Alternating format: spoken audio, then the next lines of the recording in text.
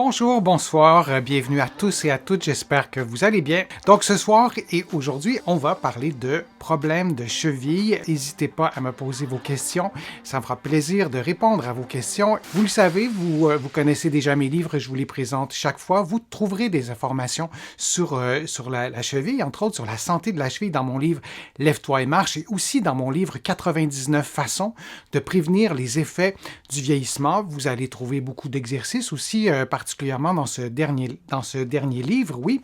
Et donc, on parle de tendinopathie. Ça regroupe les tendinites, mais aussi les tendinoses et les déchirures. Donc, c'est trois types de blessures distinctes et on retrouve ces blessures, j'allais dire souvent, je pense qu'on peut dire assez régulièrement à la cheville, mais plus particulièrement au tendon d'Achille. C'est important de parler de ces blessures-là parce que là aussi, il y a des conseils à vous donner, mais peut-être que vous pourrez donner à d'autres personnes aussi. Donc, qu'est-ce qu'un tendon? Un tendon, c'est une structure qui est non contractile, qui est attachée à un muscle et qui est attaché à une pièce osseuse. Vous le voyez bien, le tendon.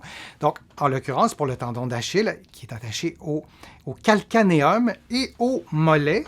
Le mollet compte trois muscles, les jumeaux et le solaire, qui s'attachent en haut et en bas du genou. Alors ça, c'est le tendon d'Achille qui relie les muscles à l'os.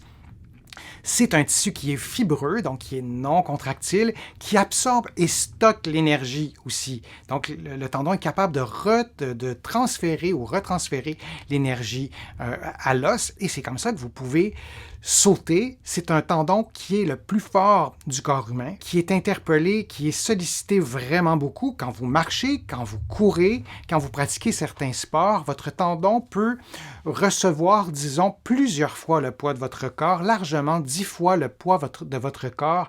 Si moi je pèse 70 kg, c'est 700 kg qui peut atterrir sur mon tendon d'Achille et il est fait pour ça. C'est un tendon qui est résistant, qui est endurant.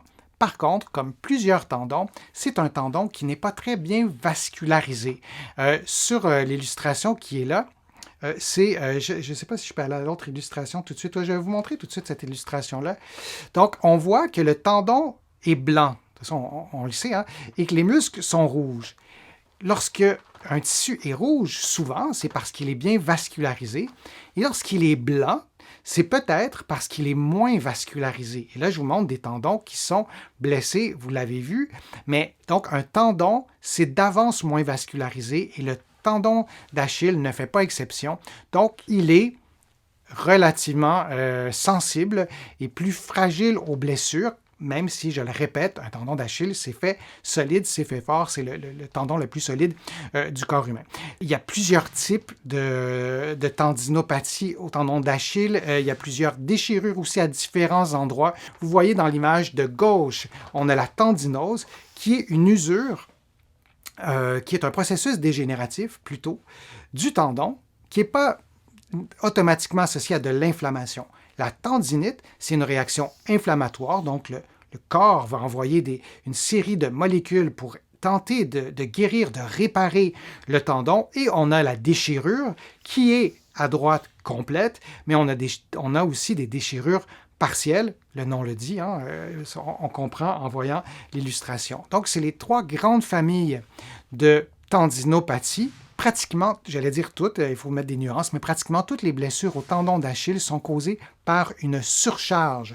Donc, on va trop faire une activité trop souvent, trop longtemps, trop violemment, de façon trop répétée, et il y a des blessures qui se produisent au tendon d'Achille, parfois de façon graduelle et parfois de façon instantanée. On a aussi des processus dégénératifs, on a aussi des événements uniques.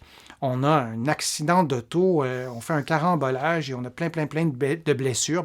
Ça peut être une façon aussi de se blesser qui est beaucoup moins fréquent. En général, on va se blesser au tendon d'Achille quand on est debout, quand on est en mise en charge, quand notre poids est sur nos talons. On va avoir, par exemple, aussi parfois un épaississement du tendon qui se prépare. On a de l'édème qui est là. On a un processus dégénératif et parfois inflammatoire qui s'est installé, fragilisant le tendon, comme sur l'illustration de gauche. Et on peut avoir ça en ayant très peu de douleur ou en ayant des douleurs très épisodiques, très contextuelles, alors on va minimiser, mais parfois c'est un début de processus dégénératif et là on peut avoir une rupture dans un contexte qui ne sera pas très impressionnant, très spectaculaire. Et on aura une déchirure, par exemple. Les facteurs de risque. Notre niveau d'activité est un facteur de risque. Si vous faites des ultramarathons, si vous ne prenez pas de pause, si vous avez un mauvais patron de course, et c'est vrai pour plusieurs autres sports de mise en charge qu'on fait debout, une élasticité des tendons qui est moins grande. Là aussi, l'obésité, c'est un facteur de risque. Des stress locaux répétés, par exemple au travail, si vous prenez des positions qui ne sont peut-être pas optimales par la force des choses, et une faiblesse aussi des muscles du mollet peut augmenter aussi le risque d'avoir une tendinopathie. Il y a des sports qui sont vraiment plus associés à des blessures, comme la course, je le disais, le tennis, et il y a des formes particulières du calcanéum, il y a des alignements qui sont particuliers aussi. Il y a le diabète aussi, on est dans les extrémités, donc en présence de diabète, parfois nos tissus guérissent moins bien, vont moins s'auto-guérir si on a des petites blessures. Donc ça aussi, c'est un facteur de risque. Il ne faut pas oublier non plus, quand on a une blessure qui est au tendon d'Achille, par exemple, depuis longtemps, je vous en ai souvent parlé des phénomènes de sensibilisation centrale. Le cerveau va se modifier, en quelque sorte, va réagir différemment à la douleur et parfois, il va amplifier la douleur. Donc, c'est parfois lié aussi au système nerveux. Il y a plusieurs types de traitements lorsqu'on veut traiter une tendinopathie, une tendinose, une tendinite ou une déchirure partielle. Les déchirures complètes, en général, on va avoir une intervention chirurgicale. Je vous le disais, la première étape, c'est de consulter. Je sais que vous êtes plusieurs à ne pas avoir accès ni à des physiothérapeutes au Québec ou à des kinésithérapeutes de l'autre côté de l'Atlantique. Vous êtes plusieurs à ne même pas avoir accès à un médecin. Donc, les traitements pour les tendinopathies du tendon d'Achille, il y a 2 grandes familles, mais retenez les 2 grandes familles pour tous les types de blessures et de voir les traitements de cette façon-là. Je pense que c'est beaucoup plus utile et beaucoup plus efficace. Il y a des traitements passifs. Si je vous demandais, d'après vous, c'est quoi un traitement passif? Donnez-moi un exemple de traitement passif, par exemple, pour traiter une tendinite du tendon d'Achille. Il y a aussi des traitements qui sont actifs. Et là aussi, je vous pose la question, avez-vous des exemples, d'après vous, de traitements qui sont actifs? Et de pouvoir faire la différence entre ces 2 catégories nous permet aussi de trouver peut-être des traitements qui sont plus efficaces. Et en général, on a besoin à la fois de traitements passifs et on a besoin aussi de traitements actifs. Et en fait, je devrais plutôt dire qu'on a toujours besoin de traitements passifs et de traitements actifs. Un traitement passif, c'est un traitement qui s'approche davantage de la protection. C'est un traitement qui s'intéresse aux symptômes et principalement à la douleur. Je vous parle de problèmes musculo-squelettiques. En général, on veut diminuer la douleur. Ça, c'est les traitements passifs.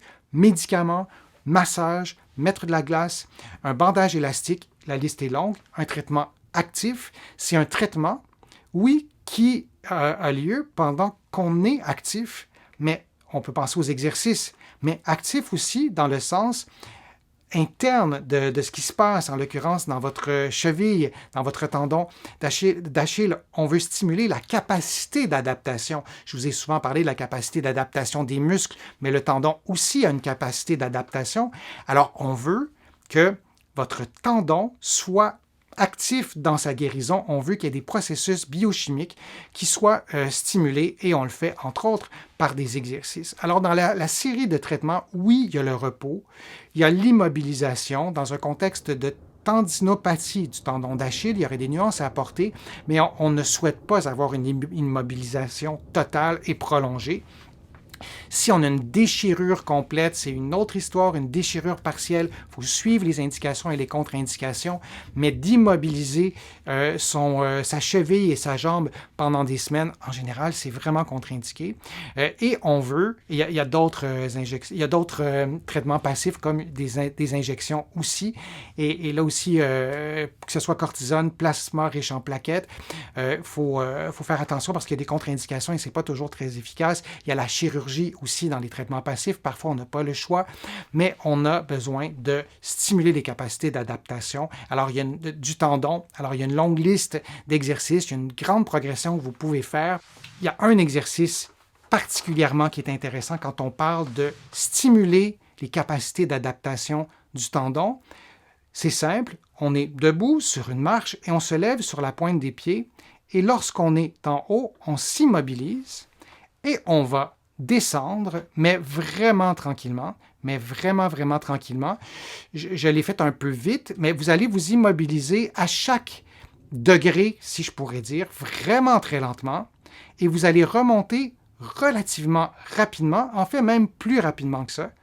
Vous vous immobilisez et vous descendez tranquillement, degré par degré, mais vraiment lentement, encore plus lentement que ce que je fais, de façon beaucoup plus progressive, pour pouvoir contracter votre muscle alors qu'il s'allonge, vos muscles des mollets. Vous pouvez le faire en position debout. Vous faites une dizaine de mouvements, et c'est toujours selon vos capacités physiques. Dans l'amplitude que vous souhaitez, vous pourriez le faire en commençant les pieds directement sur le plancher, pas être sur le bout d'une marche, et vous allez stimuler de cette façon-là les contractions excentriques, si je vous le remonte une autre fois. Donc, vous montez, vous vous immobilisez, et ensuite, vous allez descendre, mais vraiment très tranquillement. Vous pouvez faire aussi le même principe en position assise. Donc, vous levez un pied et vous allez lever votre talon du côté que vous souhaitez faire le renforcement. Vous vous immobilisez, puis vous descendez, mais vraiment tranquillement, mais vraiment très tranquillement. Et vous pouvez même vous immobiliser une fraction de seconde, peut-être pas aussi longtemps que ce que je vous montre, pour pouvoir faire en sorte de stimuler ces capacités excentriques de vos muscles. C'est vraiment important. Il y a un automassage du mollet. Vous prenez, c'est vraiment très simple. Donc, pour faire l'automassage du mollet, vous prenez un rouleau de massage. Vous pouvez prendre aussi un rouleau à pâte, mais si vous prenez un rouleau de massage qui est quand même assez gros, en position assise, vous allez placer votre membre inférieur et surtout votre mollet sur le rouleau, et en vous aidant avec votre main, vous déplacez le poids de votre corps pour faire rouler le rouleau, pour faire donc un automassage du mollet. Vous le faites pendant environ 5-10 minutes. Assurez-vous de masser le mollet à l'arrière, mais aussi à la partie latérale, un petit peu vers l'extérieur, un petit peu vers l'intérieur. Essayez de masser tout le tour du mollet en bougeant un petit peu votre jambe. Vous le faites pendant 5 minutes. Sinon, vous le faites en position assise. Je vous ai déjà montré cette version-là. Et vous prenez un rouleau à pâte et vous roulez. Vous roulez votre mollet. Vous faites un automassage de cette façon-là. Et souvent, ça fait vraiment beaucoup de bien. Dans un contexte de tendinopathie de tendon d'Achille, c'est ultra important de reprendre vos activités physiques sans attendre trop longtemps, mais très progressivement, et vous les recommencez lorsque vous n'avez pas de douleur. Alors, vous commencez par retrouver vos activités physiques de la vie quotidienne, comme la marche, monter les escaliers. Vous vous assurez de pouvoir faire tout ça dans toute l'amplitude du mouvement. C'est important. Donc, l'exercice que je vous montre, celui-là, il est important aussi de le faire sur le bout d'une marche, parce que dans la vie de tous les jours, on a monté des escaliers. Et les personnes qui se disent, bon, j'ai encore de la misère de la douleur dans cette amplitude-là, c'est pas grave, je vais éviter de le faire. Mais peut-être que la journée que vous allez vous mettre à courir vraiment très rapidement parce qu'il va y avoir une urgence, peut-être que la douleur va revenir, pouf, tout d'un coup. Alors, reprenez vos capacités physiques dans l'amplitude complète et vous reprenez vos activités physiques lorsque la douleur est terminée et vous y allez vraiment très progressivement. Il y a vraiment des protocoles établis pour pouvoir retrouver ces capacités physiques.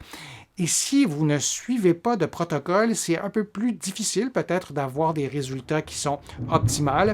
Et n'hésitez pas à consulter un professionnel de la réadaptation. Je vais vous faire d'autres vidéos aussi spécifiquement sur ces protocoles de rééducation. Donc, c'est important de consulter tôt, de prendre soin de sa cheville et de savoir que ça peut être un petit peu long. Donc, il faut être patient avant de reprendre ces activités. Alors, je vous remercie de votre attention, de votre participation. C'est toujours un plaisir de m'adresser à vous pour parler de différents sujets.